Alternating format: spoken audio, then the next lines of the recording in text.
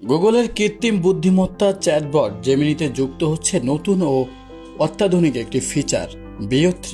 এর মাধ্যমে এখন ব্যবহারকারীরা শুধুমাত্র একটি ছবি আপলোড করেই তৈরি করতে পারবে ভিডিও। সেই ভিডিওতে যুক্ত করা যাবে ব্যাকগ্রাউন্ড সাউন্ড, পরিবেশ শব্দ এবং সংলাপও। জেমিনির ওয়েব সংস্করণ চালু হওয়া এই ফিচারটি এখন সব ব্যবহারকারীর জন্য উন্মুক্ত নয়। এটি আপাতত গুগল AI আলট্রা ও প্রো গ্রাহকদের জন্য নির্দিষ্ট কিছু অঞ্চলে সীমিতভাবে চালু করা হয়েছে। গুগল জানিয়েছে ধীরে ধীরে মোবাইল সংস্করণেও ফিচারটি চালু করা হবে।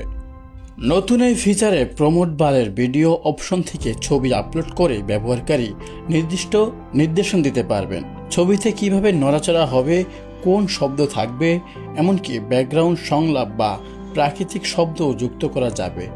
তৈরি হওয়া ভিডিওগুলো 16:9 অনুপাতে 720 পিক্সেল রেজুলেশনে এবং MP4 ফরম্যাট ডাউনলোডের সুযোগ থাকবে। গুগল আরও জানিয়েছে প্রতিটি ভিডিওতে একটি দৃশ্যমান এবং একটি অদৃশ্য স্থিতি আইডি ওয়াটারমার্ক থাকবে, যা জানিয়ে দেবে এটি একটি AI নির্মিত কন্টেন্ট।